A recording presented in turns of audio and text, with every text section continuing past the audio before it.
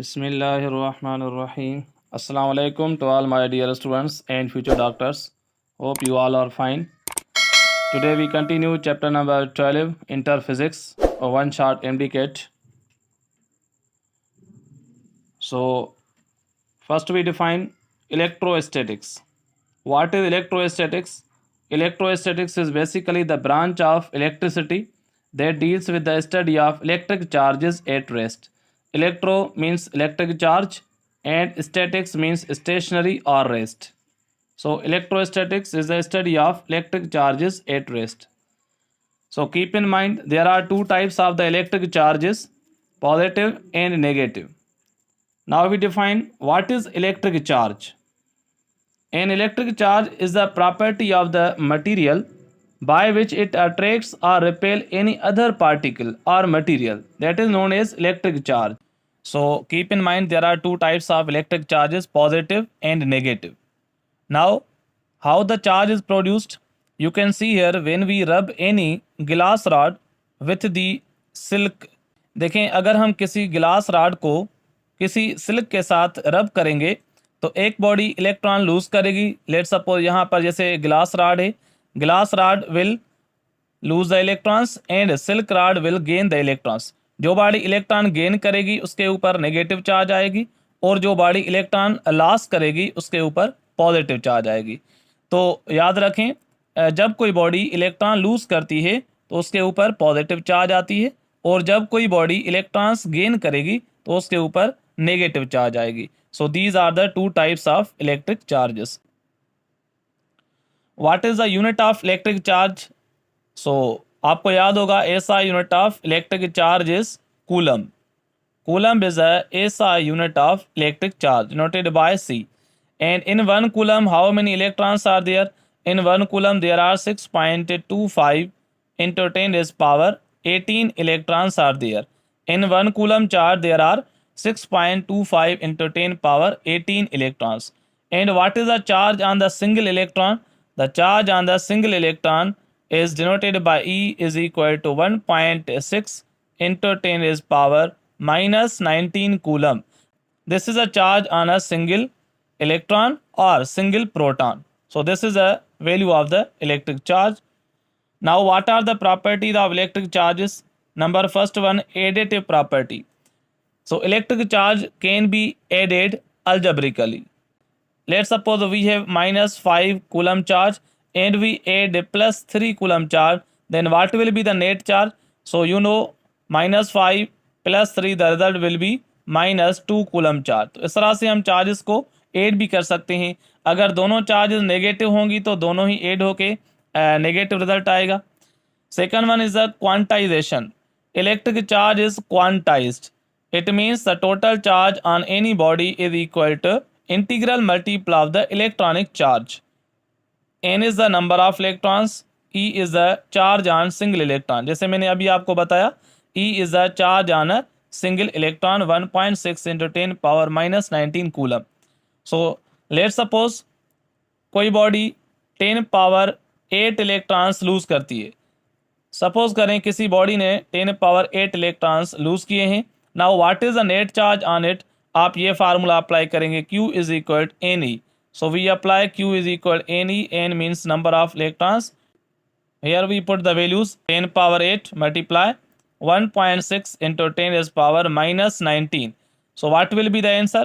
Minus 19 plus 8, the result will be minus 11. So the net charge on the body will be equal to 1.6 into 10 is power minus 11 coulomb. This will be the charge on that body if it loses 10 power 8 electrons. Another property is conserved. Electric charge is a conserved quantity. Means electric charge can neither be created nor be destroyed, but in the isolated system it remains constant. That is called conservation of the charge. And other one is the invariant. Means electric charge is invariant. Means it does not change with the speed of light. If any body moves with a high velocity comparable with the velocity of the light, then the electric charge does not change. Means it remains same. Okay, now we discuss about the electrostatic force. If there are two like charges, they will repel each other with the force known as electrostatic force. And if the charges are unlike, means opposite charges, if the charges are unlike, then they will attract each other. So if there are the unlike charges, they will attract each other, and if there are the like charges, they will repel each other. Now the force between two electric charges which are at rest is known as electrostatic force. Now there are some properties of electrostatic force. Number first one property is that electrostatic force depends upon the product of the magnitude of the charges, and it is inversely proportional to the square of the distance between the two charges. Electrostatic force acts along the line joining the two charges. जो line in दो charges को आपस में join कर रही है, उस line के अलॉन्ग ये फोर्स एक्ट करता है. It is a central force, means it acts centre to centre, and it is a mutual force and also a conservative force. आपको पता है what is conservative force? A force in which the work done along the closed path is equal to zero, or in which work done is independent of the path. So these are some properties of electrostatic force. It also obeys the inverse square law, and it is a medium dependent also. Okay, now we define the Coulomb's law.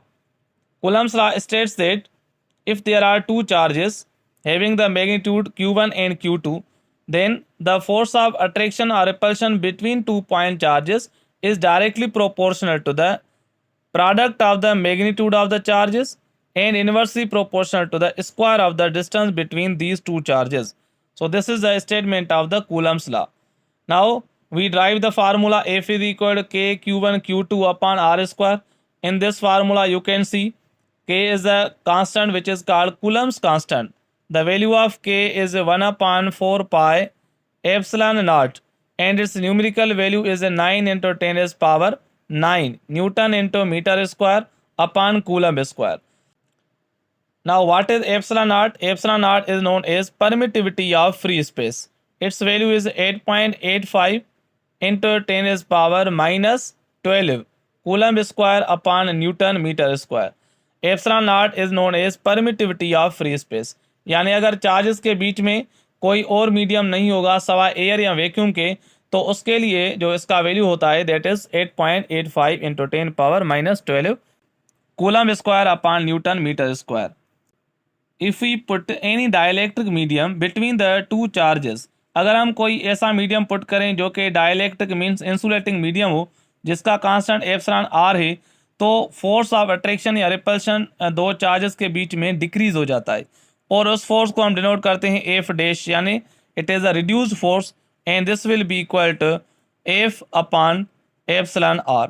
F is the force when there is no any medium, means in case of vacuum the force is F divided by epsilon r. Epsilon r is known as the relative permittivity. Epsilon r is equal to epsilon upon epsilon naught, means it is a ratio of the permittivity of the medium to the permittivity of the free space. So this is called the relative permittivity, or it is known as dielectric constant. Epsilon r का value vacuum के लिए 1 होता है, and for air the value of epsilon r is 1.0006, and it has no any unit. For water we use the value of epsilon r is equal to near about 80, or we use 81, and similarly the value of dielectric constant for the metal is infinite. epsilon r का value metal के लिए infinity होता है. Clear? चलिए अब हम ये सवाल करते हैं. एग्जाम्पल 12.3 टेक्स्ट बुक का प्रॉब्लम है. Compare the electric and gravitational force between the electron and proton in the ground state of the hydrogen atom. आपको पता है कि हाइड्रोजन एटम में सिर्फ एक इलेक्ट्रॉन होता है जो कि न्यूक्लियस के अबाउट रिवॉल्व करता है, और न्यूक्लियस में सिर्फ एक ही प्रोटॉन होता है. So in the nucleus there is the positive charge, and in the shell there is one electron which is revolving. अब हमें क्या करना है? फोर्सेस को कंपेयर करना है, electric force and gravitational force. Electric force is due to the charges, electron के ऊपर नेगेटिव चार्ज और प्रोटॉन के ऊपर पॉजिटिव चार्ज. सिमिलरली इनके बीच में ग्रेविटेशनल फोर्स भी होगा, gravitation force is because of the masses. यहाँ पर हम अप्लाई करेंगे इलेक्ट्रोस्टैटिक फोर्स के लिए कूलम्स लॉ अप्लाई करेंगे। F is equal K Q1 Q2 upon are square.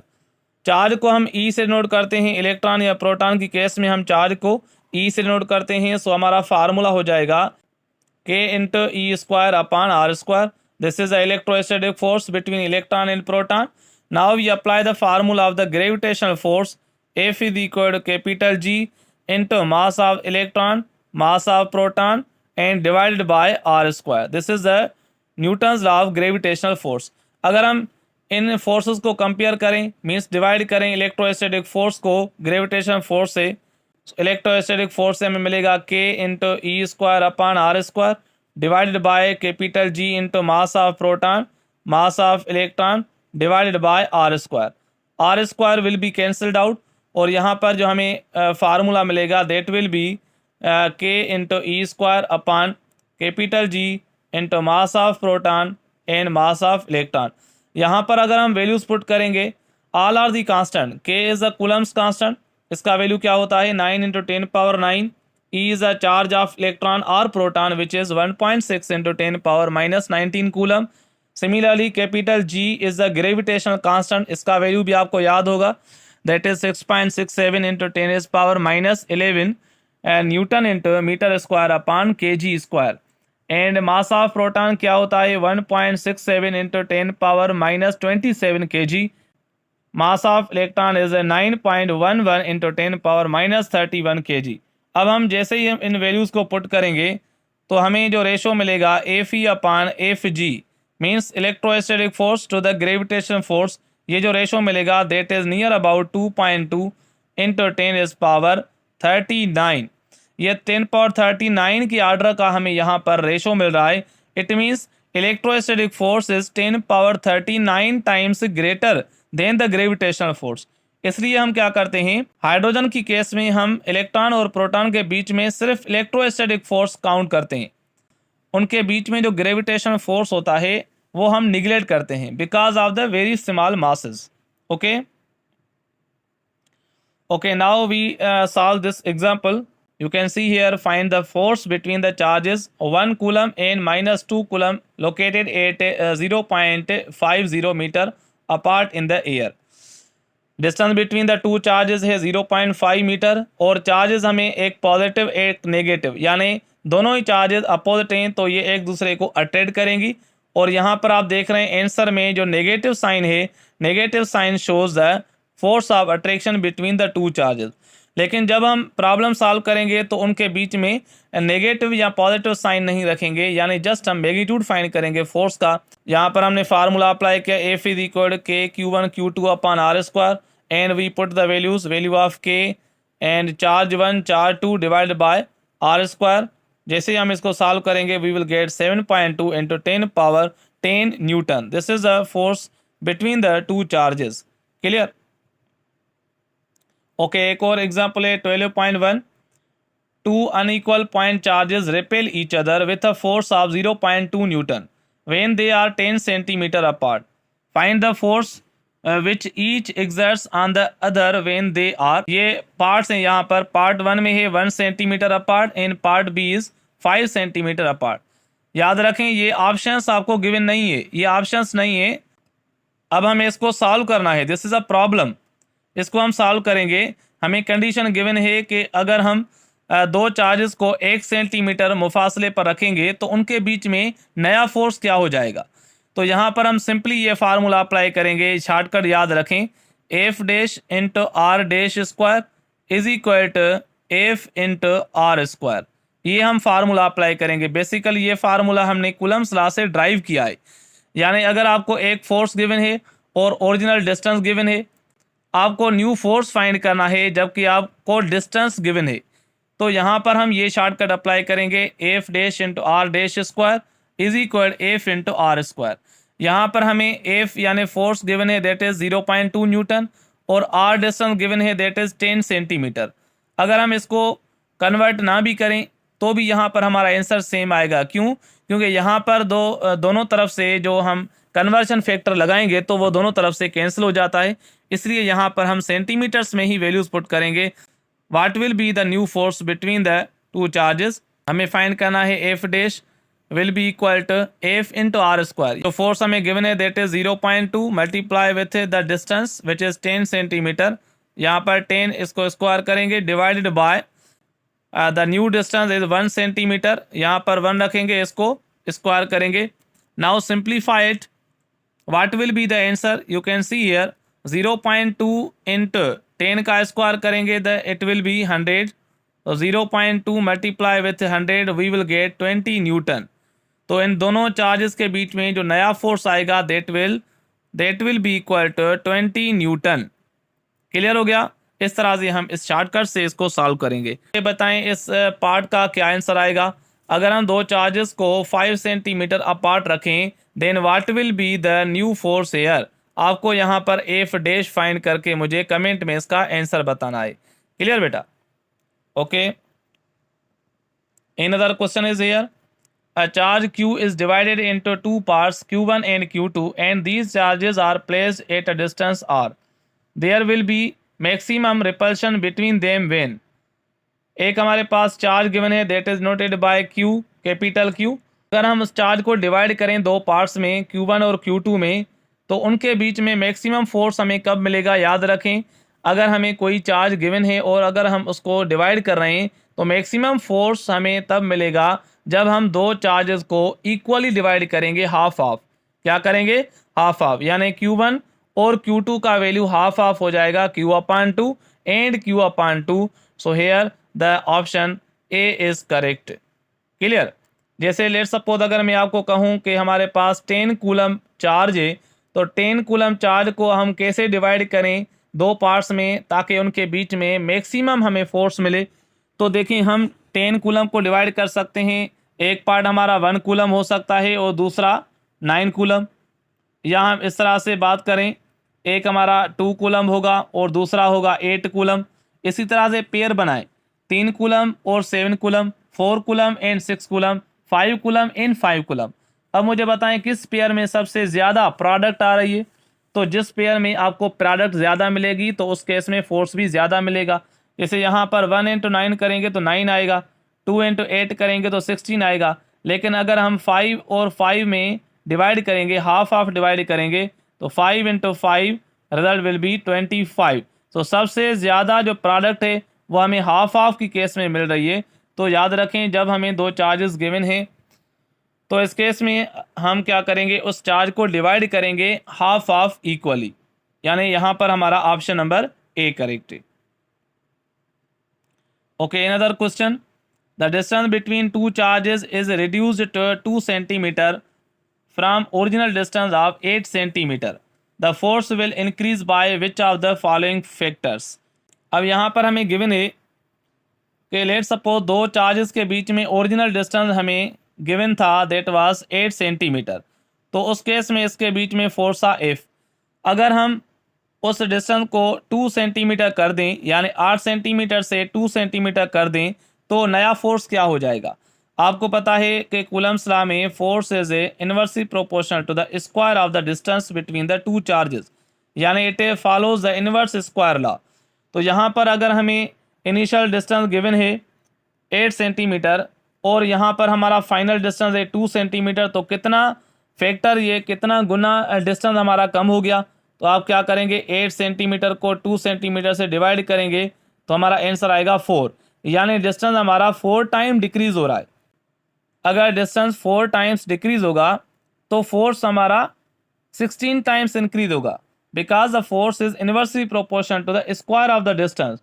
तो याद रखें अगर डिस्टेंस हमारा डिक्रीज हो रहा है 4 टाइम्स तो यहाँ पर फोर्स हो जाएगा 16 times. Force will increase by the factor of 16। Option D is correct.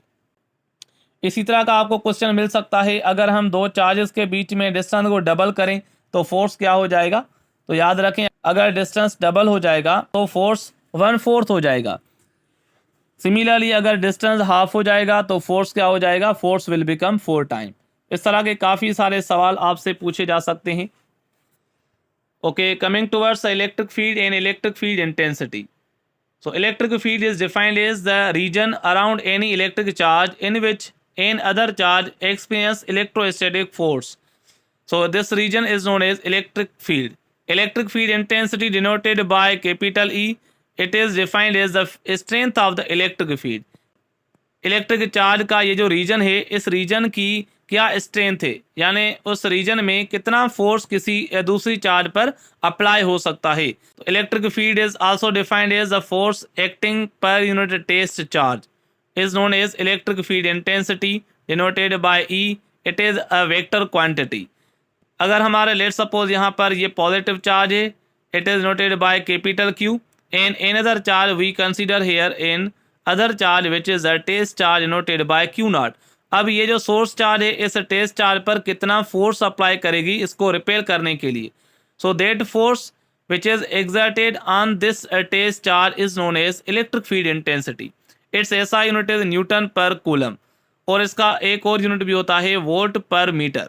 याद रखें, electric field intensity is a vector quantity and its direction is along the force, यानी जो फोर्स का डायरेक्शन होगा वही डायरेक्शन होगा इलेक्ट्रिक फील्ड इंटेंसिटी का. और यहाँ पर जो इलेक्ट्रिक फील्ड इंटेंसिटी है उसको हम इन लाइन से रिप्रेजेंट करते हैं. These are the imaginary lines. Positive charge से वो लाइन हम आउटवर्ड ड्रा करेंगे, अगर नेगेटिव चार्ज होगी तो lines will be inward. These lines will be inward means towards the negative charge. तो अगर पॉजिटिव चार्ज है यहाँ पर हम कहेंगे lines are radially outward, and if there is a negative charge then lines are the radially inward. A particle carrying a charge of 10⁻⁵ coulomb starts from rest in a uniform electric field of intensity 50 volt per meter. Find the force on the particle and the kinetic energy it acquires when it is moved 1 meter. अब याद रखें कि अगर आपको given है electric field intensity और आपसे पूछा जाए कि लेट सपोज हम इलेक्ट्रिक फील्ड इंटेंसिटी के रीजन में यहाँ पर एक चार्ज रखते हैं दैट इज पॉजिटिव चार्ज. अगर हम इस रीजन में पॉजिटिव चार्ज पुट करेंगे तो इस पे फोर्स किस डायरेक्शन में लगेगा. याद रखें, किसी भी पॉजिटिव चार्ज पर इलेक्ट्रिक फील्ड का जो फोर्स होता है वो अलोंग द इलेक्ट्रिक फील्ड होता है. Electric field always exert the force on the positive charge in its own direction. और अगर हम यहाँ पर कोई नेगेटिव चार्ज पुट करेंगे, लेट सपोज इलेक्ट्रॉन, तो इलेक्ट्रॉन के ऊपर इलेक्ट्रिक फील्ड का जो फोर्स होगा वो opposite to the direction of electric field होगा. Clear. So what will be the electric force on that charge, उसका फार्मूला क्या होगा, F is equal to Q into E. ये होता है इलेक्ट्रिक फोर्स का फार्मूला जो चार्ज हम रखते हैं किसी इलेक्ट्रिक फील्ड में. So Q is a charge which is placed in the electric field and E is the electric field intensity and F is the electric force. अब यहाँ पर हमें यही सवाल गिवन है, हमें चार्ज गिवन है that is 10⁻⁵ coulomb and we have to find the electric force on it if we are given the electric field intensity that is 50 volt per meter. तो हम यहाँ पर क्या अप्लाई करेंगे, ये फार्मूला लगाएंगे F is equal to Q into E. अब यहाँ पर वैल्यू पुट करेंगे, charge is 10⁻⁵ coulomb multiply with electric field intensity is 50 volt per metre. जैसे हम इसको मल्टीप्लाई करेंगे we will get 5 into 10⁻⁴ the unit will be newton. So this is the force which will be exerted on that charge particle in the electric field intensity. Okay, now we have to find the kinetic energy. आपको पता है एक kinetic energy का formula होता है 1/2 mv², लेकिन हम यहाँ पर ये फार्मूला अप्लाई नहीं करेंगे क्योंकि यहाँ पर हमें ना मास गिवन है ना वेलोसिटी गिवन है, लेकिन यहाँ पर हमें डिस्टेंस गिवन है. तो हम यहाँ पर सिंपली क्या करेंगे, kinetic energy is basically equal to work done on the charge particle, और वर्क डन का फार्मूला क्या होगा, फोर्स इनटू डिस्प्लेसमेंट. तो हमने अभी फाइंड किया force, what will be the force, 5 into 10⁻⁴ Newton हमने अभी फाइंड किया. इसको मल्टीप्लाई करेंगे डिस्टेंस के साथ दैट इज 1 मीटर. तो यहाँ पर हमारा आंसर वही आएगा that is 5 into 10⁻⁴ joule. This is the amount of kinetic energy which will be acquired by that charge particle which is placed in the electric field. Clear हो गया.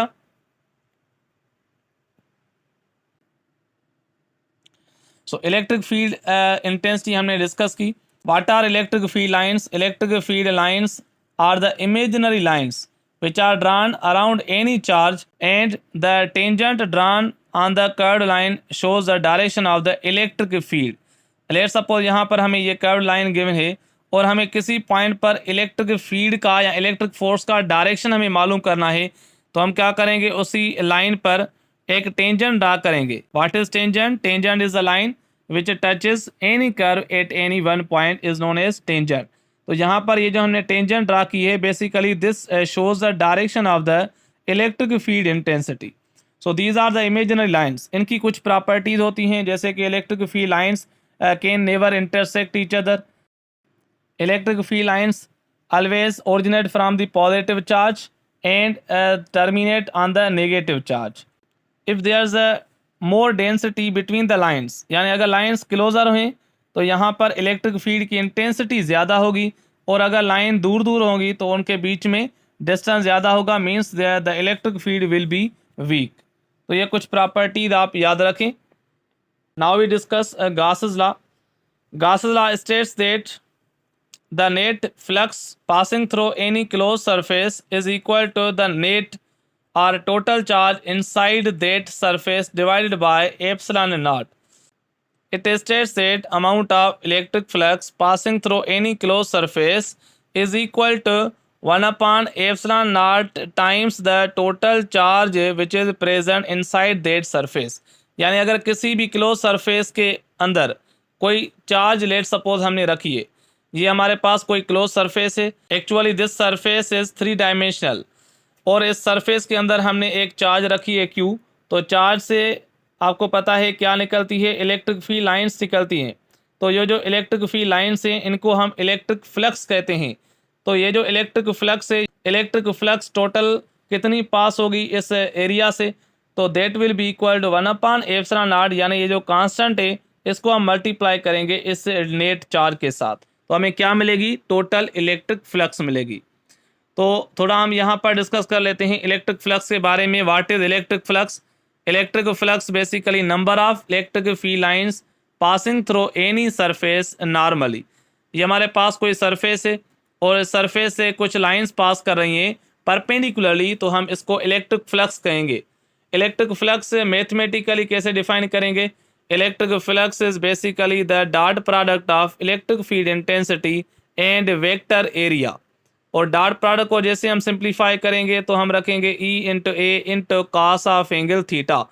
अगर area और इलेक्ट्रिक फील्ड का direction same होगा, जैसे यहाँ पर area का डायरेक्शन राइट साइड है और इलेक्ट्रिक फील्ड लाइंस भी राइट साइड में हैं, अगर एरिया और इलेक्ट्रिक फील्ड दोनों ही पैरेलल हैं, उनके बीच में एंगल होगी 0 and the flux will be maximum. अगर एरिया और इलेक्ट्रिक फील्ड इंटेंसिटी आपस में परपेंडिकुलर हैं तो फ्लक्स हमारी 0 होगी. And if the area and electric field will be anti parallel then the electric flux will be negative. तो ये तीनों केसेस याद रखें. इलेक्ट्रिक फ्लक्स का यूनिट क्या होता है? The SI unit of electric flux is a newton into metre square per coulomb. This is the SI unit of electric flux.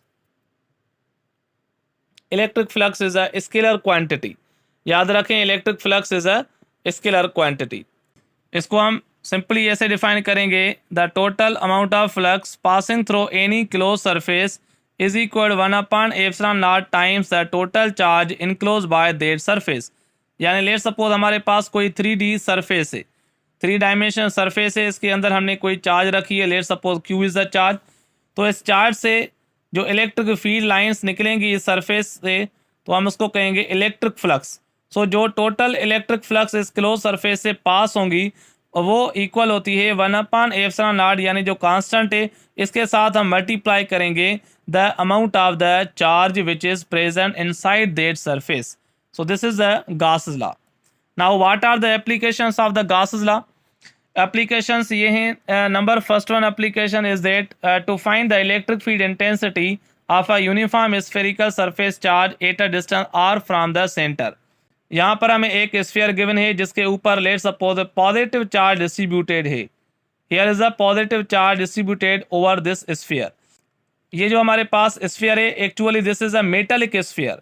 जो मेटालिक स्फीयर होता है उसके सरफेस पर चार्ज रिजाइड करती है, तो हमें फाइंड करनी है उसकी electric field intensity different points पर. यानी एक तो इलेक्ट्रिक फील्ड इंटेंसिटी इसके आउटसाइड पॉइंट पर, और दूसरी इसके सरफेस पर, और तीसरी इनसाइड द स्फीयर. सो याद रखें what will be the electric field intensity outside the sphere, तो उसका फार्मूला होता है 1/4 pi epsilon naught into Q upon are square. So this is the electric field intensity. This is the electric field intensity due to any spherical surface charge outside the sphere. और ये जो formula है ये हम apply कर सकते हैं किसी पॉइंट चार्ज के लिए भी. यानी अगर हमारे पास कोई पॉइंट चार्ज है, लेट्स सपोज Q, और उसके r डिस्टेंस पर कितनी इलेक्ट्रिक फील्ड होगी, तो उसका फार्मूला भी यही होता है 1/4 pi epsilon not 1/4 pi epsilon naught q upon r square. This is a formula of the electric field intensity due to a point charge at a distance r. तो अगर हमें electric field intensity just on the surface calculate करनी है, इस uniform sphere का जो radius है वो स्मॉल a से हमने डिनोट किया है, तो इसका फार्मूला हो जाएगा E is equal 1/4 pi epsilon naught into q which is charge on the surface divided by a square. A is the radius. So this is a formula of the electric field intensity on the surface of the uniform sphere.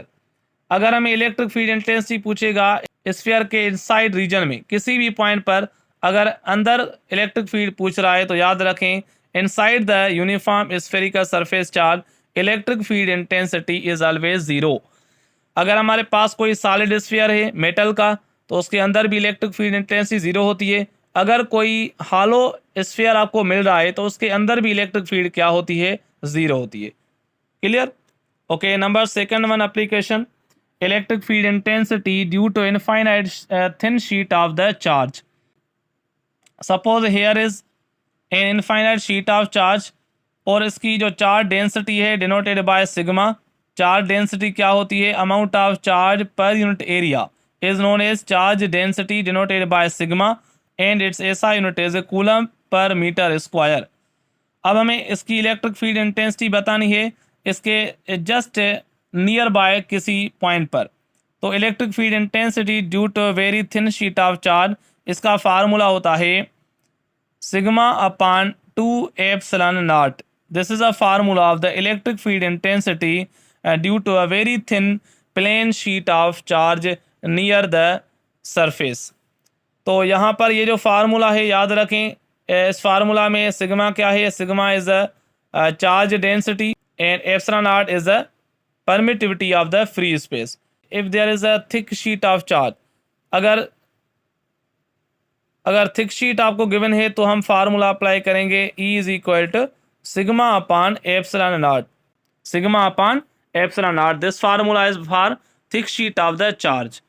Okay, number third application is electric field intensity between the two oppositely charge plates. अगर हमें दो thin sheet of charge given है जिनके ऊपर opposite और equal charge distributed है, तो इनके बीच में जो इलेक्ट्रिक फील्ड इंटेंसिटी होगी उसका फार्मूला होता है E is equal sigma upon epsilon naught. This is a formula of the electric field intensity between the two oppositely charge thin plates.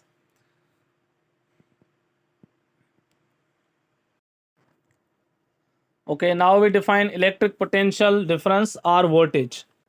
The potential difference between 2 points A and B in an electric field is defined as the work done in carrying a unit positive charge from point A to point B while keeping the charge in equilibrium.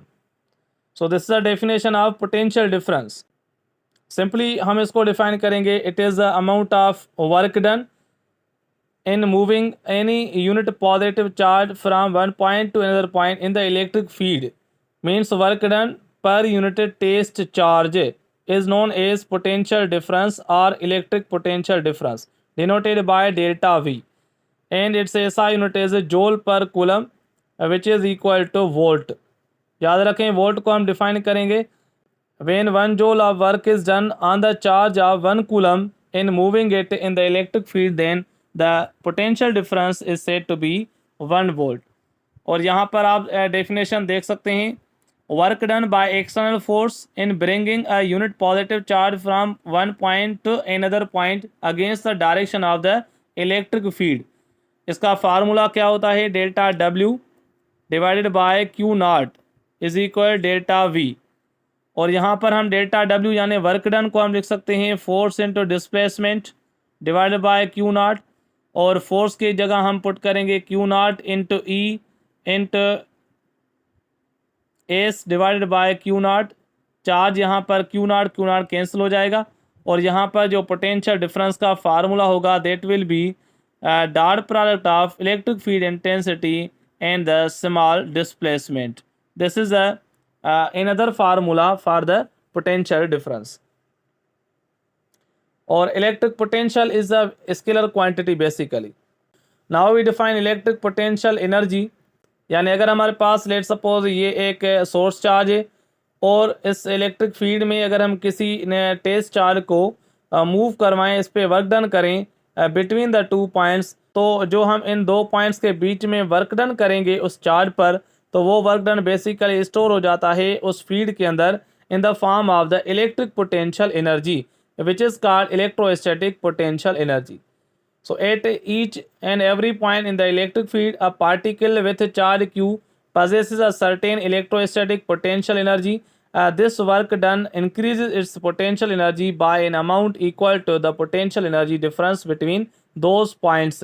यानी वही बात जो हमने अभी बात की कि अगर हम किसी चार्ज को किसी पॉइंट से टुवर्ड्स चार्ज लेके आएंगे तो हमें जो एक्सटर्नल वर्क डन करना पड़ रहा है तो वो वर्क डन उस चार्ज के अंदर स्टोर हो जाता है as its potential energy.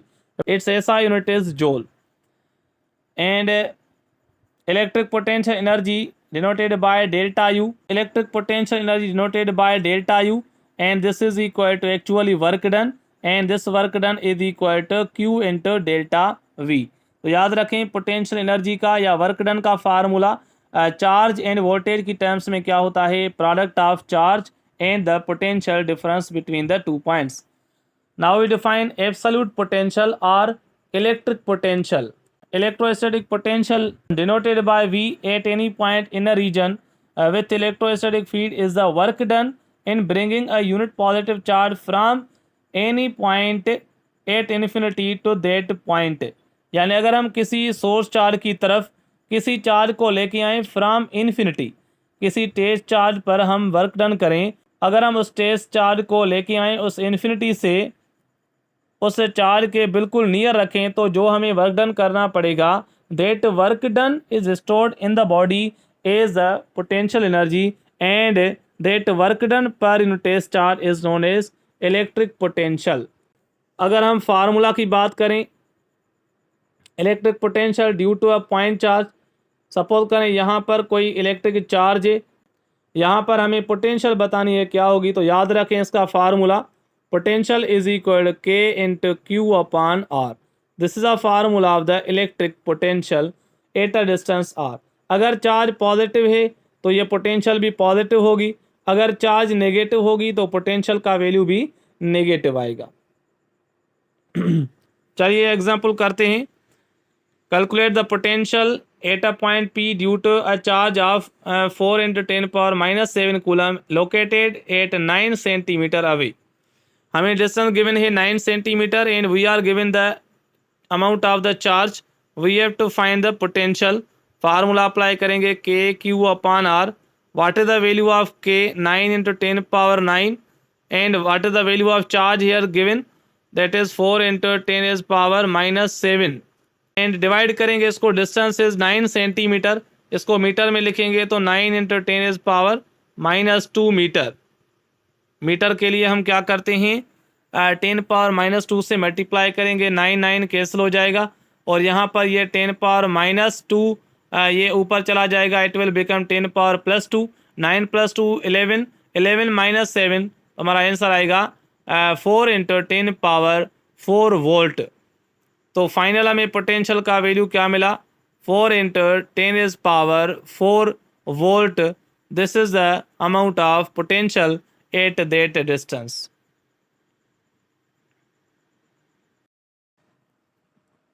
What is the relation between electric field and potential? जैसे हमने बात की इलेक्ट्रिक फील्ड इंटेंसिटी का पोटेंशियल डिफरेंस के साथ रिलेशन होता है E is equal to minus delta V upon delta S. याद रखें इलेक्ट्रिक फील्ड इंटेंसिटी को पोटेंशियल ग्रेडियंट भी कहा जाता है। According to the definition, electric potential gradient is defined as the change in potential with respect to distance. Negative sign shows in the direction of the electric field, potential always decreases. और यहाँ पर हम इसको define करते हैं, the magnitude of the electric field at any point on an equipotential surface equals the rate of change of potential with respect to distance delta s as the point moves perpendicularly from the surface. What is equipotential surface? Equipotential surface is the imaginary surface at which all the points have the same potential.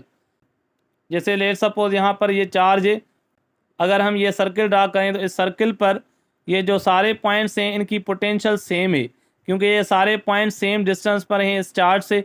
इस imaginary line को हम कहते हैं equipotential surface. तो negative sign shows that when a point moves in the direction of the electric field, the potential decreases. अगर हम positive charge से दूर जाएंगे तो याद रखें पोटेंशियल डिक्रीज होगी। Delta we upon delta S representing a rate of change of a potential with respect to distance. This is known as potential gradient, and we see that this is the alternate name for the electric field. Potential gradient is the other name of the electric field intensity. इसका magnitude अगर हम लिखेंगे E is equal to V upon D. V is the electric potential difference divided by distance, and its SI unit is a volt per meter. Now we define electron volt. Electron volt is a smaller unit of the energy. It is often convenient to work with the unit of energy which is the electron volt. Electron volt is the smallest unit of energy. Now we define 1 electron volt is defined as the amount of energy an electron with charge E gains when accelerated through a potential difference of 1 volt.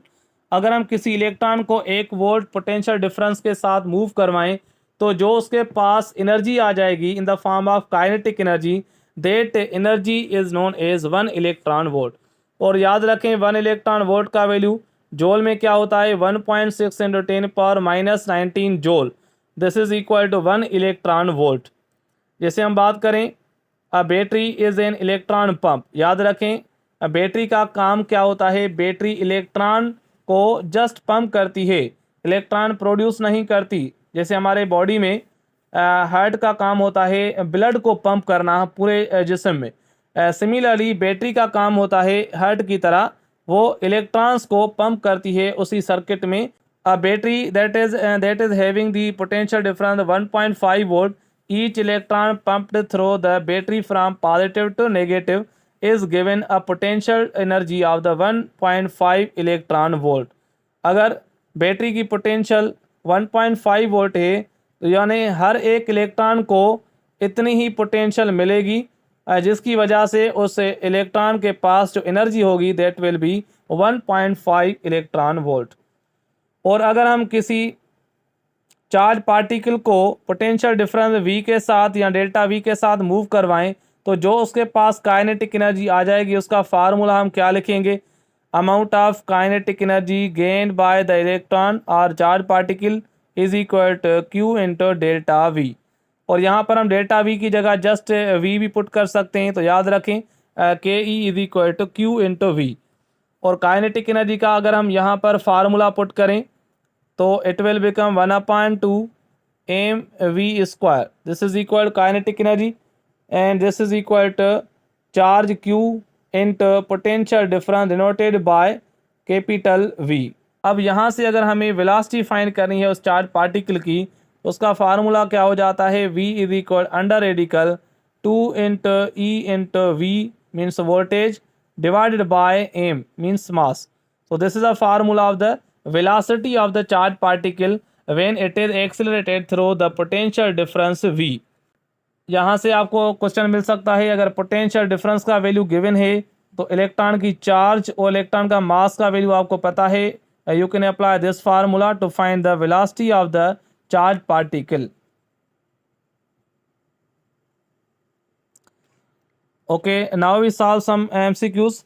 Number first one, the force between any two stationary point charges is called. याद रखें बेटा, this is called electrostatic force, option C is correct.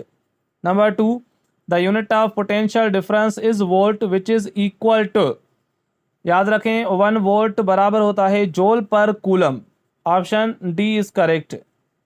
Number 3, capacitance of parallel plate capacitor is given bye, अभी हमने capacitor discuss नहीं किया है, लेकिन याद रखें formula of the capacitance Q is equal to C into we.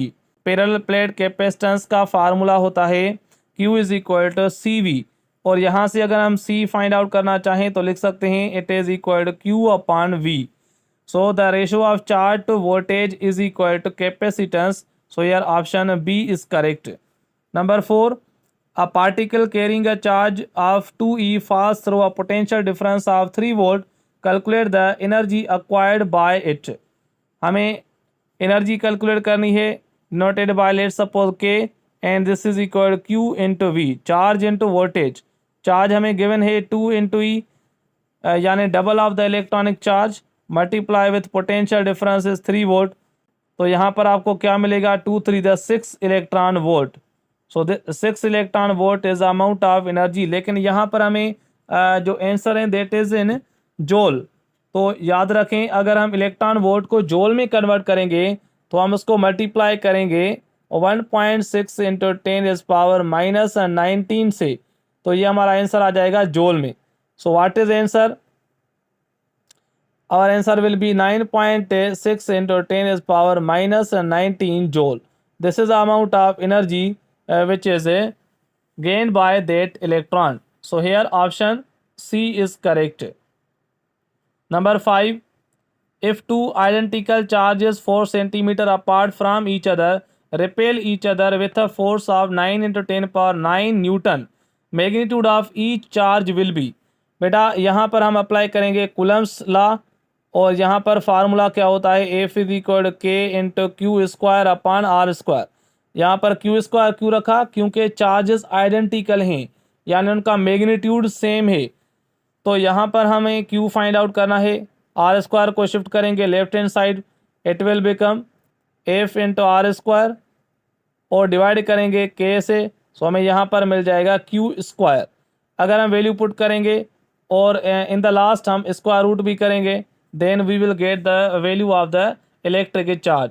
बेटा इसको आप सॉल्व करें और मुझे कमेंट में इसका आंसर बताएं क्वेश्चन नंबर 5 का।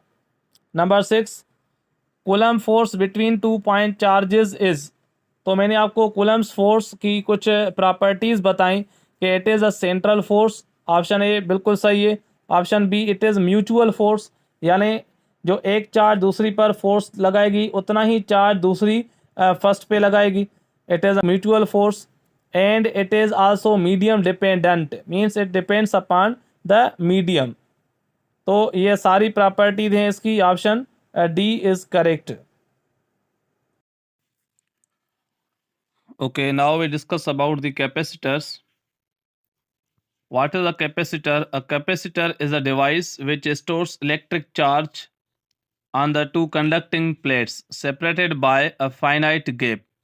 जिसे आप यहाँ पर देख रहे हैं, this is a parallel plate capacitor, and the function of capacitor is to store the electric charge or to store the electric potential energy. So we can say it is a device which is used to store the electric potential energy.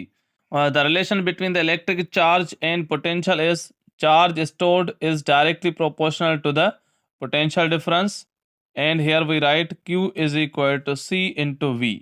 This is a basic formula for the capacitance, where C is known as the capacitance of the capacitor, and the SI unit of capacitance of capacitor is farad. So here we write C is equal to Q upon V. This is a formula. From here we write charge का unit होता है coulomb, and the unit of potential difference is volt. So we write coulomb per volt. This is equal to 1 farad. Farad is a SI unit of the capacitance of capacitor. Farad is very bigger unit, so we use microfarad, millifarad, and nanofarad. Formula to find its capacitance: if we have the spherical capacitor, अगर हमसे पूछता है what is the formula of the spherical capacitor, like this is a spherical capacitor and its radius is denoted by capital R. Its radius is capital R. So here we write C is equal to 4 pi epsilon naught into R. This is a formula of the spherical capacitor. Means capacitance is directly proportional to the radius. अगर हम अर्थ को consider करें as a capacitor, तो अर्थ के लिए capacitance क्या होती है याद रखें, C is equal to 711 microfarad. This is the capacitance of the Earth if it is consider as a spherical capacitor. What is capacitance? Capacitance of the capacitor is the measure of the capacitor's ability to store the charge. This is the definition of capacitance of capacitor and its SI unit is farad. Capacitance of the capacitor का formula हमने discuss किया, C is equal to Q upon V. Q is the charge which is on the any one plate, V is a potential difference between the plates and C is a capacitance. The definition of 1 farad is capacitance is said to be 1 farad if it stores 1 coulomb of the charge when voltage across its terminals is 1 volt. This is the definition of 1 farad. Now here is the parallel plate capacitor. In case of parallel plate capacitor, the capacitance depends upon the factors. इसका formula होता है epsilon naught into A upon D. Capacitance depends upon the medium between the plates and area of the plates and it depends upon the distance between the plates. So capacitance is directly proportional to the area. अगर plates की area ज़्यादा होगी तो उसकी capacitance भी ज़्यादा होगी. Similarly capacitance is directly proportional to the medium. अगर हम इन प्लेट्स के बीच में कोई डाइलेक्ट्रिक मीडियम पुट करेंगे तो उसकी कैपेसिटेंस इंक्रीज हो जाएगी. Similarly it is inversely proportional to the distance between the plates और सेपरेशन बिटवीन द प्लेट्स. अगर हम डिस्टेंस को इंक्रीज करेंगे तो कैपेसिटेंस डिक्रीज होगी, यानी इनवर्सली प्रोपोर्शनल है. सो this is a formula, keep in mind. और आपको पता है एप्सिलॉन नॉट का वैल्यू क्या होता है, 8.85 into 10⁻⁻12 farad per metre. This is also the unit of permittivity of free space.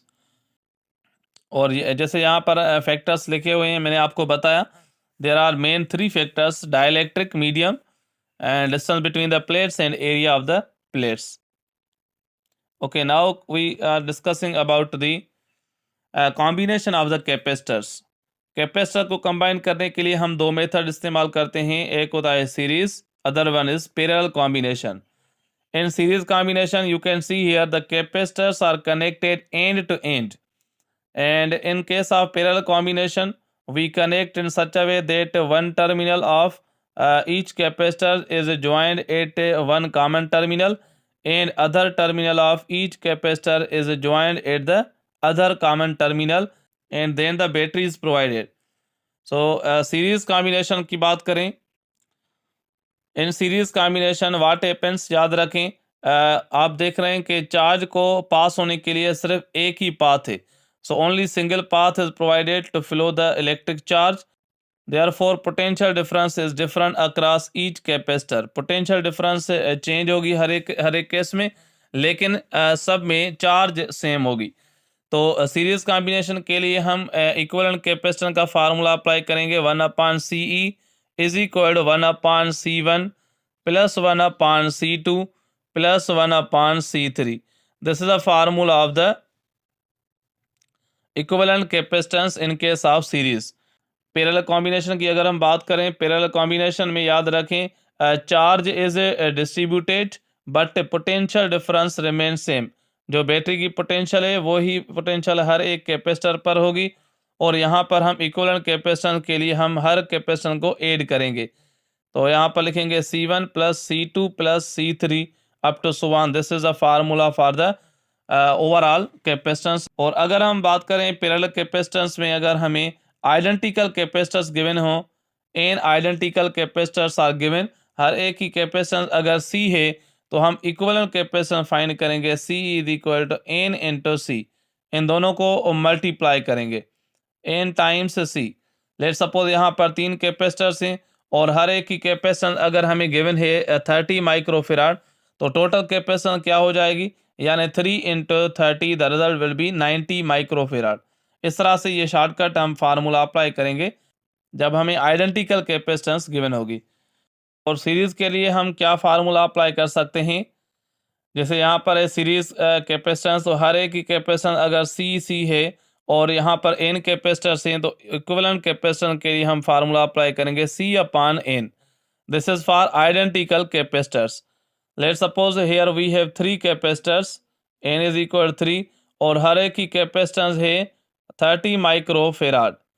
तो यहाँ पर हमें इक्विवेलेंट कैपेसिटेंस फाइंड करनी है। C इज इक्वल टू हर एक की capacitance 30 divided by number of capacitor 3, तो यहाँ पर हमारा आंसर आएगा 10 माइक्रोफेराड। ठीक है, तो यहाँ पर ये शॉर्टकट हम फार्मूला अप्लाई करते हैं फॉर आइडेंटिकल कैपेसिटर्स। चलिए हम इसको सॉल्व करते हैं। Here is a problem. यहाँ पर कुछ कैपेसिटर्स गिवन हैं, जैसे यहाँ पर C1, C2 and C3 values are also given. We have to find the equivalent capacitance between these two terminals. सबसे पहले हम क्या करेंगे, ये जो C2 एंड C3 हैं इनको हम देखें, these are in the parallel combination. हम सबसे पहले इनको सॉल्व करेंगे, तो 10 माइक्रोफेराड एंड 15 माइक्रोफेराड को पैरेलल में कैसे हम सिंप्लीफाई करेंगे। तो पैरेलल के लिए हम इन कैपेसिटेंस को डायरेक्टली ऐड करेंगे। तो यहाँ पर लिखेंगे C2 plus C3, this is equal to C dash, means इन दोनों की इक्विवेलेंट कैपेसिटेंस को C डैश कहते हैं और इन दोनों को डायरेक्ट ऐड करेंगे। 10 plus 15 it will be equal to 25 microfarad. So this is the equivalent capacitance of the two capacitors C2 and C3. अब जैसे ही ये दोनों कंबाइन हो गए, तो इसकी जगह हम एक ही कैपेसिटर यहाँ पर ड्रा करेंगे और इनके साथ हम ये C1 ड्रा करेंगे। तो C1 and C dash now these are in series. C dash का वैल्यू क्या हमने फाइंड किया, 25 माइक्रोफेराड और C1 हमें गिवन है 5 माइक्रोफेराड। अब यहाँ पर हम अप्लाई करेंगे सीरीज कॉम्बिनेशन का फार्मूला। तो यहाँ पर 1/CE is equal 1/C1 plus 1/C dash. इसमें वैल्यू पुट करते हैं। 1/C1 का वैल्यू क्या है, 5 प्लस 1/C डैश का वैल्यू है 25। What will B LCM, LCM is 25 और यहाँ पर 25 को 5 से डिवाइड करेंगे 5, यहाँ पर आएगा 5 प्लस 25 एंड 25 से कैंसिल हो गए 1 आएगा, 1 इंटू 1 1, तो 5 प्लस 1 6/25। इसको बाय क्रॉस मल्टीप्लाई करेंगे तो हमें इसकी इक्विवेलेंट कैपेसिटेंस का फार्मूला मिल जाएगा 25/6 microfarad. This is the equivalent capacitance of the circuit. 25 को 6 से डिवाइड करें तो आपको 4 पॉइंट समथिंग ये डेसिमल में वैल्यू मिल जाएगा। सो आप इसको ऐसे भी लिख सकते हैं। Okay, now we are coming towards the energy stored in the capacitor. अब जैसे हमने इसकी डेफिनेशन के लिए कहा कि इट स्टोर्स इलेक्ट्रिक चार्ज और it stores electric potential energy. So what is the formula of the electric energy stored in the capacitor, E is equal to Q into V upon 2। This is a formula of the energy stored in the capacitor. या इसको ऐसे लिखें 1/2 Q into V। एक formula ये होता है। दूसरा formula E is equal to 1/2 CV square, ये दूसरा फार्मूला है in terms of capacitance end voltage. और इसका तीसरा फार्मूला क्या होता है, E is equal to 1/2 Q square upon C। This is the third one formula for the energy stored in capacitors. ये तीनों ही फार्मूलाज आपको याद रखने हैं और अकॉर्डिंगली हम इनको इस्तेमाल करेंगे। Now charging and discharging of the capacitor. अगर हमें कैपेसिटर को चार्ज करना है तो हमें इसको कनेक्ट करना पड़ेगा किसी EMF सोर्स के साथ, यानी बैटरी के साथ, और उसके साथ हम एक रजिस्टर भी लगाते हैं फॉर चार्जिंग द बैटरी। जैसे ही हम स्विच ऑन करेंगे, यह स्विच हम जैसे ही क्लोज करेंगे तो उस केस में ये करंट फ्लो करेगा और कैपेसिटर की एक प्लेट पर पॉजिटिव चार्ज स्टोर होगी और दूसरी प्लेट पर नेगेटिव चार्ज स्टोर होगी। इसी तरह से ये कैपेसिटर चार्ज होता जाएगा, लेकिन याद रखें शुरुआत में इसकी चार्जिंग का रेट ज़्यादा होता है और आहिस्ता आहिस्ता इसकी चार्जिंग का रेट स्लो होता जाता है। तो ये डायग्राम आप यहाँ पर देख रहे हैं। You can see here the two diagrams, इनकी हम कंपेरिजन करते हैं। जैसे हम इस डायग्राम की बात करें, you can see here this is a case of the charging of the capacitor. Charging के लिए याद रखें, एक हम बैटरी लगाएंगे और बैटरी के साथ एक रेजिस्टर होगा, और यहाँ से जो चार्ज है वो बैटरी के पॉजिटिव टर्मिनल से कैपेसिटर के एक टर्मिनल पर वो पॉजिटिव चार्ज स्टोर होगी। सिमिलरली नेगेटिव टर्मिनल से नेगेटिव चार्ज स्टोर होगी। इसी तरह ये कैपेसिटर चार्ज होता जाएगा, और इसका अगर हम डायग्राम बनाएं, कैपेसिटेंस वर्सेस टाइम का ग्राफ बनाएं, तो यहाँ पर ये ग्राफ कुछ इस तरह से एक्सपोनेंशियल ग्राफ बनता है। यानी ये ग्राफ हमें ये बताता है कि आफ्टर सम टाइम इसका जो परसेंटेज है वो कितना चार्ज होगा एक टाइम कांस्टेंट के बाद। What is time constant? Time constant is the product of resistance and capacitance. This is called time constant denoted by tau. Tau is equal R into C, means product of resistance and capacitance.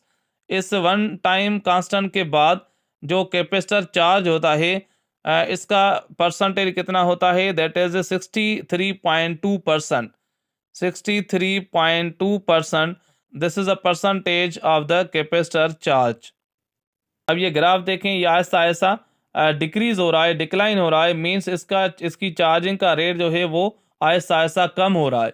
Discharging की case में capacitor जब discharge होता है तो ये यकदम discharge हो जाता है, और डिस्चार्जिंग की केस में हम यहाँ से बैटरी हटा देंगे और यहाँ पर सिर्फ और सिर्फ क्या होगा? लोड होगा या रजिस्टर होगा।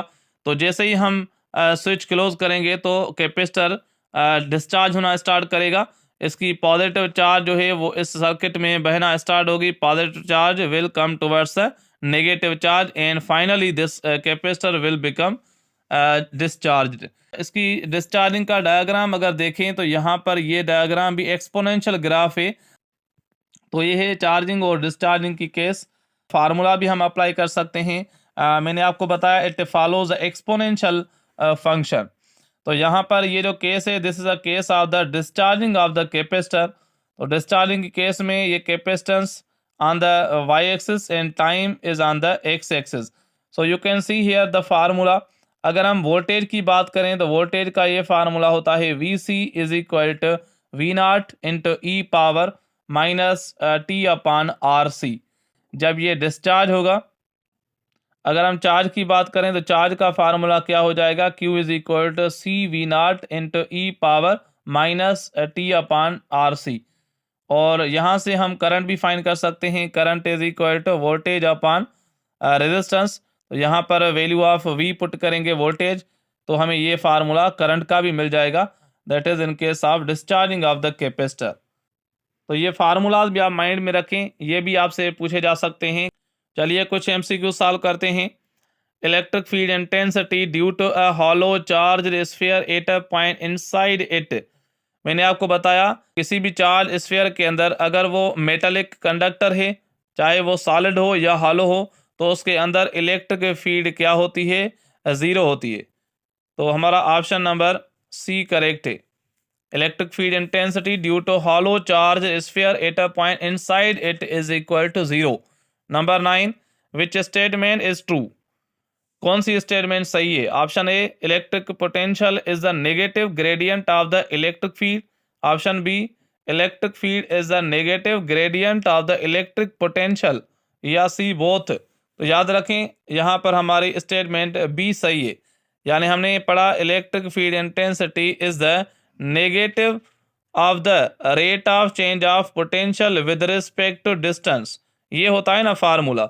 हम इसको ऐसे भी कह सकते हैं, it is a negative gradient of the potential. यानी ग्रेडियंट किसको कहते हैं? जब हम किसी क्वांटिटी को डिस्टेंस के साथ कंपेयर करते हैं तो हम इसको ग्रेडियंट कहते हैं। So it is a negative gradient of the electric potential. Here statement number B is correct. Number 10, if four identical capacitors each of capacitance 3/4 microfarad are connected in parallel, then find their overall capacitance।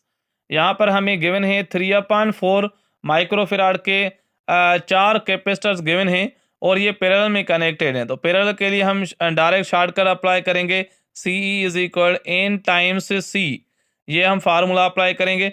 What is the number of the capacitor 4 multiply with each capacitor का value है 3/4। तो यहाँ से 4 cancel हो जाएगा, यहाँ पर हमारा आंसर क्या आएगा 3 microfarad. So option number B is correct.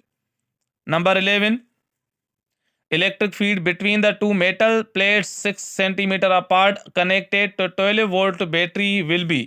हमें इलेक्ट्रिक फीड फाइंड करनी है बिटवीन द टू प्लेट्स। तो इसका फार्मूला क्या होता है V/D। हमने ये फार्मूला इसकी डेफिनेशन से हासिल किया है कि electric field is the negative gradient of the potential. यहाँ पर नेगेटिव साइन को हम निगलेक्ट करते हैं, just we have to find the magnitude of the electric field.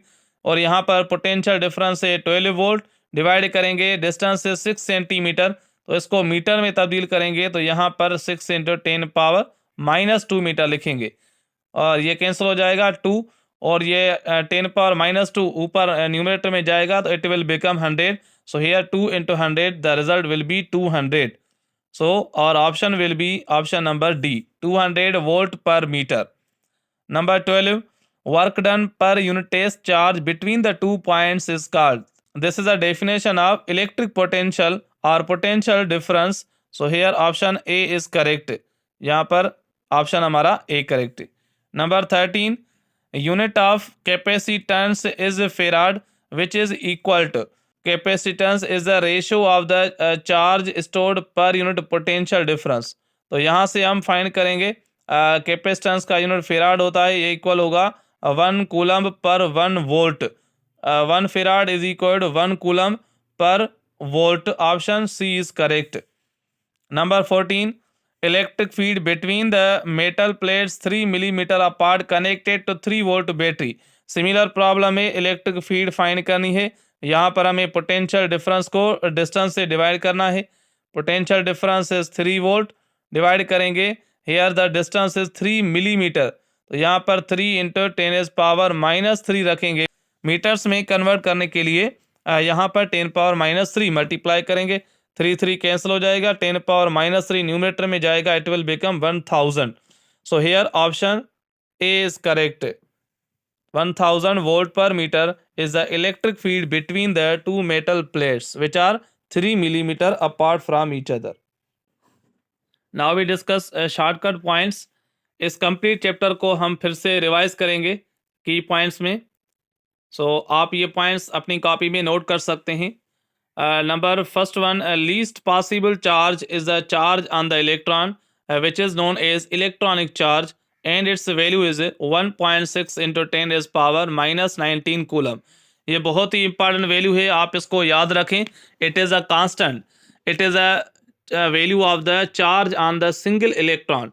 It is called electronic charge and it is also called one quantum of the charge. उसके बाद हमने बात की कूलम्स लॉ की। If a dielectric of the constant epsilon r is inserted between the 2 point charges the electrostatic force will decrease। तो जैसे हमने बात की कूलम्स लॉ की, और कूलम्स लॉ का ये फार्मूला आपको माइंड में होगा। Electrostatic force between the 2 charges और 2 point charges is given by F is equal to K(Q1Q2)/r²। अगर हम इन चार्जेस के बीच में कोई भी डाइलेक्ट्रिक पुट करेंगे जिसका कोई वैल्यू होगा, जिसको हम एप्सिलॉन आर से नोट करते हैं, तो फोर्स क्या हो जाता है, डिक्रीज हो जाता है। Okay, number third point, for an electron the specific charge denoted by E/m is 1.7588 × 10⁻11 coulomb per kg। This is the value of the specific charge, और we can say it is the charge to mass ratio of the electron. This is the electron charge to mass ratio 1.7588 × 10⁻11 coulomb per kg। इसी तरह से मुझे बताएं what will be the charge to mass ratio of the proton. Proton के लिए ये value कितना होगा। आपको क्या करना है, प्रोटॉन की चार्ज जो कि इलेक्ट्रॉन जितनी होती है इसको डिवाइड करें मास ऑफ प्रोटॉन से, तो आपको यहाँ पर एक रेशो मिलेगा, that will be the charge to mass ratio for proton. Electric charge is a scalar quantity, it is also a conserved quantity. हमने प्रॉपर्टीज डिस्कस की चार्ज की कि it is a scalar quantity, it is a conserved quantity, it is additive means it can be added algebraically, okay, next point थी, it is quantized, means quantization of charge on any object is equal to the integral multiple of the electronic charge. Plus minus show करता है कि वो charge overall positive होगी या net charge negative होगी। Electric field due to a point charge at a distance r is given by, अगर हमें कोई इलेक्ट्रिक चार्ज गिवन है जिसकी चार्ज है Q और इसके R डिस्टेंस पर कितनी इलेक्ट्रिक फील्ड होगी, तो उसका फार्मूला होता है KQ/R²। Very important formula.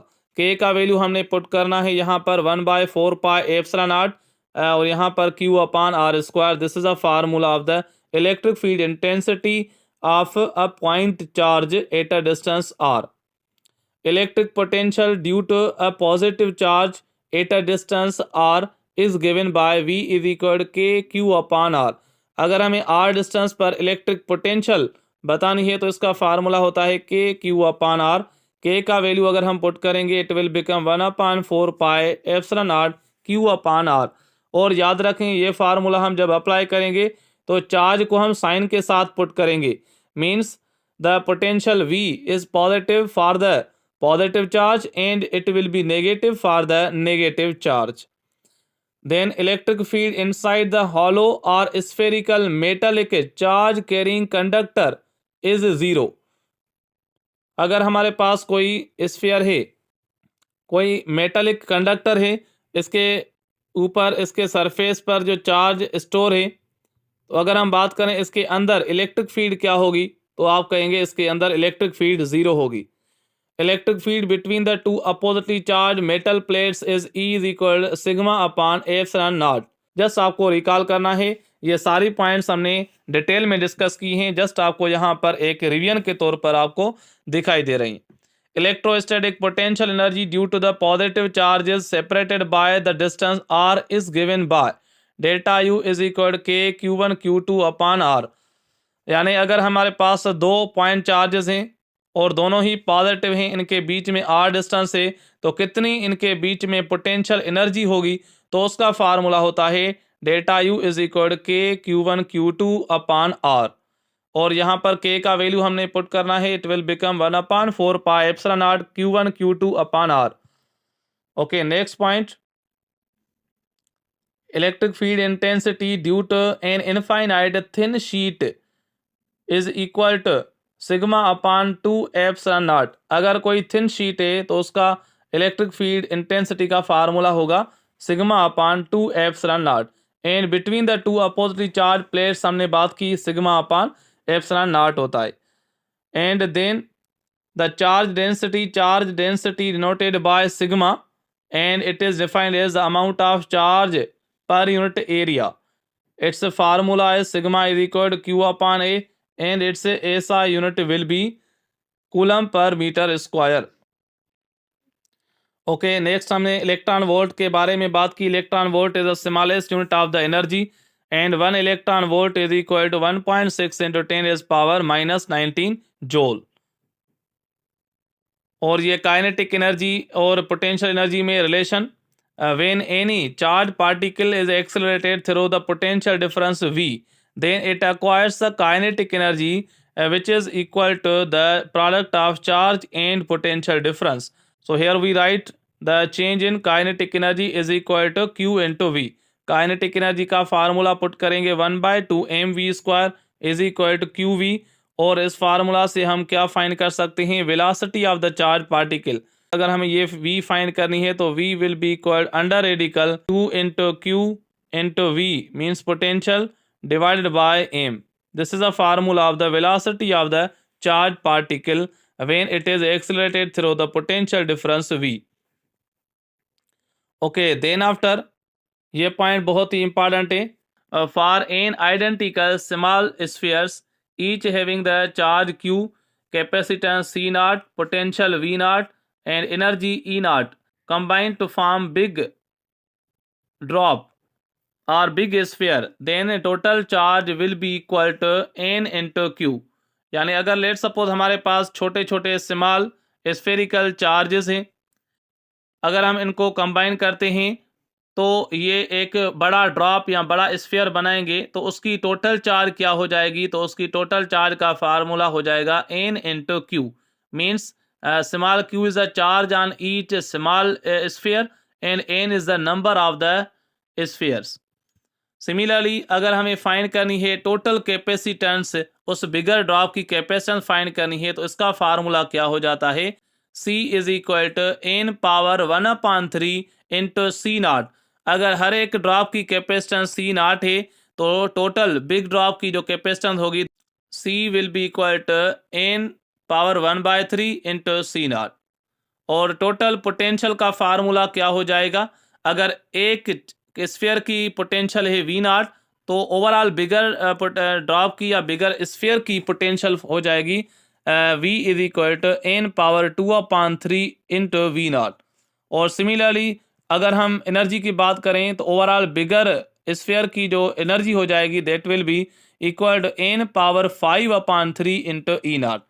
तो ये बहुत ही इंपॉर्टेंट फार्मूलाज हैं, energy of the bigger drop, energy of the sphere, और यहाँ पर potential of the bigger sphere, यहाँ पर कैपेसिटेंस का फार्मूला है। तो ये बहुत ही इंपॉर्टेंट फार्मूलाज हैं, इनको माइंड में रखें। उसके बाद हमने बात की कैपेसिटर की। कैपेसिटर का काम क्या होता है, इट स्टोर्स इलेक्ट्रिक चार्ज और electric potential energy. For spherical capacitors we can write C is equal to 4 pi epsilon naught into R। और जनरली इसका फार्मूला क्या होता है, Q is equal to CV, where C is a capacitance whose SI unit is farad. और capacitance of the parallel plate capacitor का formula क्या होता है, एप्सिलॉन नॉट इंटू A/D, यानी it depends upon 3 factors, medium, area and distance between the plates. Capacitance increase by placing a dielectric between the plates. अगर हम कोई dielectric, कोई medium put करेंगे प्लेट्स के बीच में तो उसकी कैपेसिटेंस इंक्रीज हो जाएगी। Energy stored in the capacitor का formula, energy stored denoted by U is equal 1/2 CV square. और दूसरा फार्मूला क्या होता है, 1/2 Q स्क्वायर अपॉन C। और इसका तीसरा फार्मूला हमने क्या बताया आपको, पोटेंशियल एनर्जी का, U is equal to 1/2 Q into V. This is a formula for the energy stored in the capacitor. Or last point, time constant is the product of the resistance and capacitance denoted by tau is equal R into C. Time constant हमारा charging और discharging की case में use होता है। और last में देखें यहाँ पर हमने कैपेसिटेंस का फार्मूला अप्लाई किया है अर्थ के लिए। और अर्थ के लिए अगर हम बात करें तो उसकी कैपेसिटेंस क्या हो जाती है, 711 माइक्रोफेराड। कैसे हम कैलकुलेट करते हैं, इस मेथड से हम कैलकुलेट करेंगे, यानी 4 पाई एप्सिलॉन नॉट का वैल्यू यहाँ पर रखेंगे 1/9 इंटू 10⁻9। और रेडियस ऑफ अर्थ क्या होता है, 6400 किलोमीटर। इसको मीटर में लिखेंगे 6.4 इंटू 10⁻6 मीटर। और इस वैल्यूज को हम जैसे ही सॉल्व करेंगे we will get 711 microfarad. This is a capacitance of the Earth. Okay, coming towards the MCQs. Question number 1. The law is used to determine electrostatic force between the 2 point charges is. Here the law is known as the Coulomb's law. Option C is correct. Number 2. Mathematical expression for Coulomb's law is. Formula आपको याद है, F is equal to K Q1 Q2 upon R square. Option B is correct. Number 3. Coulomb's law most closely resembles. Coulomb's law closely किस law के related होता है, तो याद रखें it is related with law of universal gravitation. We can say Newton's law of universal gravitation. Option C is correct, क्योंकि Newton's law में भी आप देखें force is inversely proportional to the square of distance होता है। और coulombs law दो charges के बीच में फोर्स बताता है, और न्यूटन्स लॉ ऑफ ग्रेविटेशन दो मासेस के बीच में हमें अट्रैक्शन का फोर्स बताता है। ठीक है, तो यहाँ पर इनमें कुछ सिमिलरिटीज हैं और कुछ डिससिमिलरिटीज भी हैं। नंबर 4, द वैल्यू ऑफ के। कुलम्स कांस्टेंट का वैल्यू क्या होता है, 9 इंटू 10⁻9। यहाँ पर देखें दोनों ऑप्शंस में सेम वैल्यू है, लेकिन यूनिट का भी ख्याल रखें। इसका यूनिट क्या होता है, newton into metre square upon coulomb square. तो यहाँ पर देखें ऑप्शन सी और ऑप्शन बी में लेकिन यूनिट की बात करें तो यूनिट दोनों में ही गलत है, तो इसलिए यहाँ पर हमारा ऑप्शन डी यानी नन ऑफ दीज होगा। बेटा याद रखें यूनिट का भी यहाँ पर ध्यान रखना है। वैल्यू तो आपको याद है 9 × 10⁻⁹, लेकिन यूनिट क्या होता है कूलम्स कांस्टेंट का, newton into metre square upon coulomb square. ये यूनिट भी इसका आप ज़रूर याद रखें। तो यहाँ पर हमारा ऑप्शन डी यानी नन ऑफ दीज करेक्ट है। Number 5, epsilon naught is called, epsilon not को परमिटिविटी या फ्री स्पेस कहते हैं, option A is correct. Number 6 में हमें यहाँ पर ये एप्सिलॉन आर है, एक्चुअली एप्सिलॉन नॉट नहीं है बल्कि यहाँ पर क्या है एप्सिलॉन आर की बात कर रहा है। एप्सिलॉन आर को हम क्या कहते हैं, epsilon R is called relative permittivity, option B भी सही है, और इसको डाइलेक्ट्रिक कांस्टेंट भी कहते हैं, ऑप्शन सी भी करेक्ट है। तो एप्सिलॉन आर की अगर हम बात करें तो एप्सिलॉन आर को हम रिलेटिव परमिटिविटी भी कहते हैं और it is also called dielectric constant, option B and C are correct. Okay, next number 7, the unit of charge in the SI unit system is, SI unit of charge is coulomb, option C is correct. Number 8, if the distance between the two charge bodies is halved, the force between them becomes, अगर हम distance को half करें तो force क्या हो जाता है 4 times, option C is correct. Number 9, the space around a charged body in which its influence can be felt is called, beta this is a definition of electric field, option B is correct.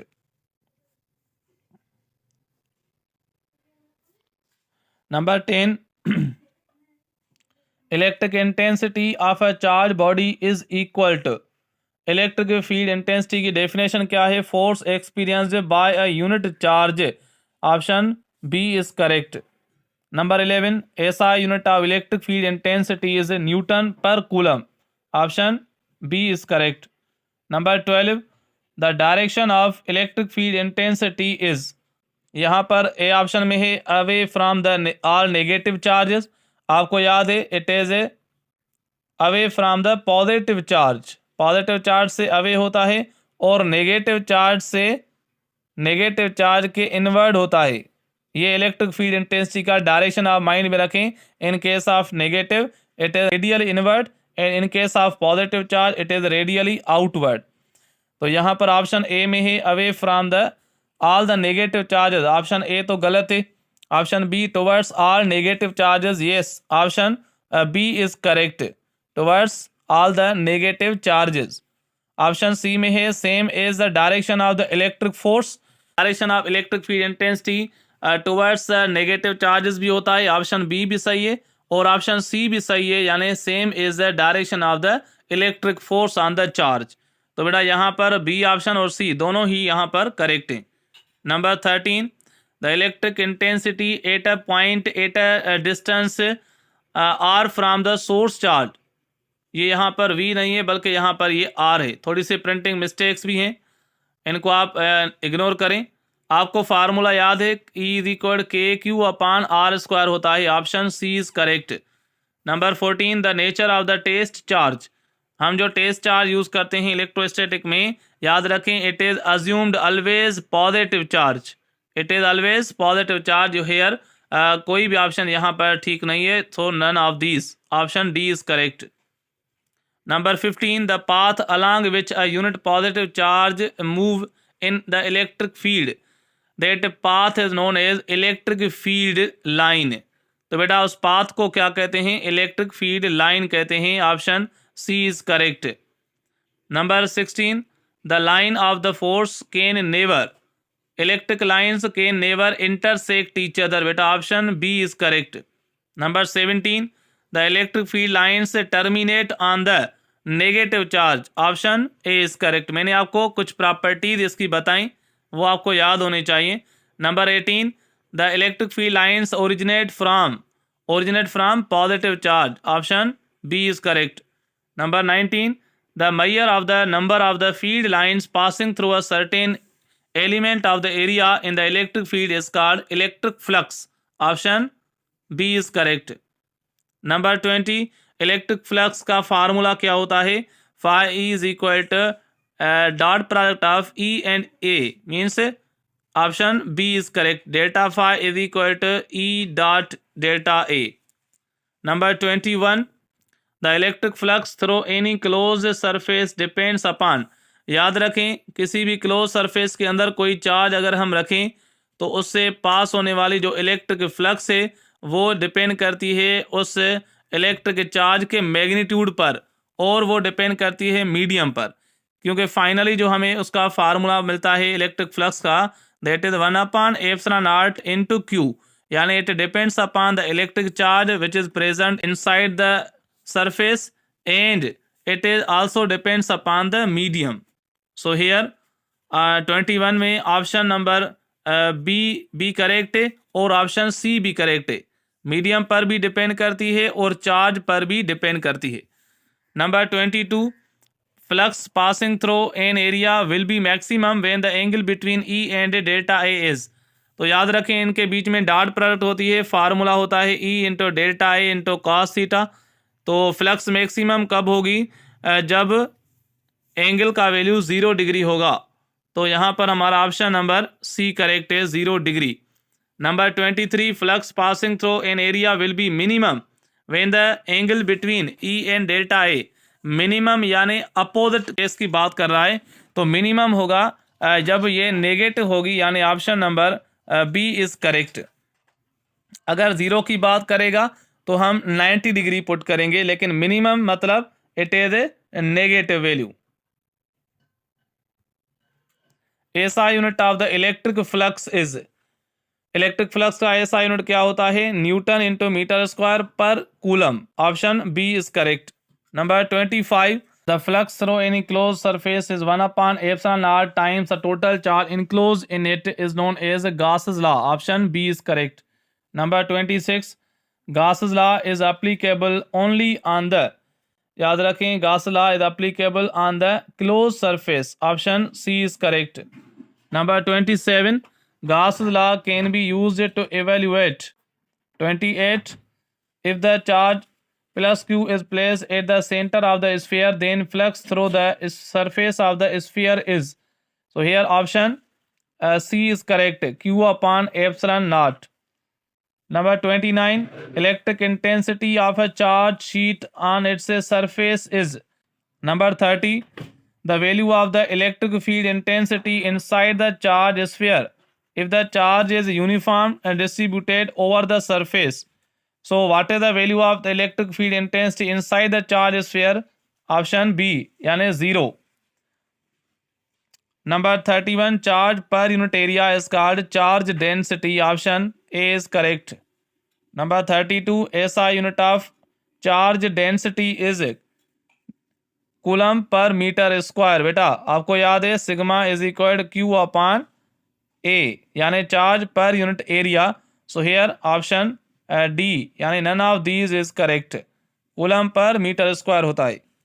Number 33, electric intensity due to an infinite sheet of charge is equal to sigma upon 2ε0. Option A is correct. Number 34, electric intensity between two oppositely charged parallel plates is sigma upon epsilon naught. Option B is correct. Number 35, the value of resultant electric intensity at a point between the two parallel plates with similar and equal charge is. तो बेटा याद रखें, अगर दो plates आपको given हैं और दोनों ही आइडेंटिकल हैं, यानी अगर लेट सपोज दोनों ही पॉजिटिव प्लेट्स हैं, तो उनके बीच में जो इलेक्ट्रिक इंटेंसिटी होगी उसका वैल्यू 0 होगा. Net resultant will be 0 because एक प्लेट की वजह से इलेक्ट्रिक फील्ड का डायरेक्शन राइट साइड है, तो दूसरी प्लेट की वजह से लेफ्ट साइड होगा, क्योंकि उस पॉइंट की तरफ उस इलेक्ट्रिक फील्ड का डायरेक्शन होता है. तो यहाँ पर इनके बीच में इलेक्ट्रिक फील्ड इंटेंसिटी क्या हो जाएगी? 0 हो जाएगी. सो here option A is correct. Number 36, work done on a unit charge moving against the electric field intensity is called electric potential. Option B is correct. Number 37, electric potential due to a point charge q at a distance r is. Formula आपको याद होना चाहिए. V is equal के Q upon are. बेटा इस formula को हम ऐसे भी लिख सकते हैं 1/4 pi epsilon naught Q upon R. So here option C is correct. ध्यान से देखना है ऑप्शंस को। Here option C is correct. 38 the SI unit of electric potential is volt. Option C is correct. Number 39 electric potential is a scalar quantity. Option B is correct. Number 40 the relation between electric field intensity E and electric potential. आपको याद है formula E is equal होता है V अपान R, या यहाँ पर हम D भी यूज कर सकते हैं, लेकिन फार्मूला में R गिवन है तो यहाँ पर लिखेंगे V अपान R। तो ये फार्मूला हम यहाँ पर देख रहे हैं ऑप्शन सी में है। Option C is correct. Number 41 work done in moving a unit positive charge from infinity to a point against the electric field intensity is. This is called absolute potential. Option A is correct. Number 42 absolute potential at any point P at a distance R. Formula क्या होता है 1/4 pi epsilon not Q upon R। तो यहाँ पर हमारा option number B correct है। 1/4 pi epsilon naught Q upon R. ये printing की वजह से इस तरह से लिखा हुआ है, एक्चुअली फार्मूला क्या होता है 1/4 pi epsilon naught Q upon R. This is a formula of the absolute potential. So here option B is correct. Number 43 the earth potential is considered as. Earth की पोटेंशियल को बेटा याद रखें zero consider किया जाता है। Earth potential is considered as 0. Number 44 the charge on the capacitor is expressed as. Capacitor की charge और पोटेंशियल के बीच में क्या रिलेशन होता है Q is equal to C into V। तो यहाँ पर हमारा ऑप्शन नंबर ए करेक्ट है। Q is equal to C into V। Charge को आप कैपिटल Q से भी डिनोट कर सकते हैं। Number 45 capacitance of a capacitor is directly proportional to. Option A means area of the plates. याद रखें बेटा कैपेसिटर के सवाल बहुत ही इंपॉर्टेंट होते हैं।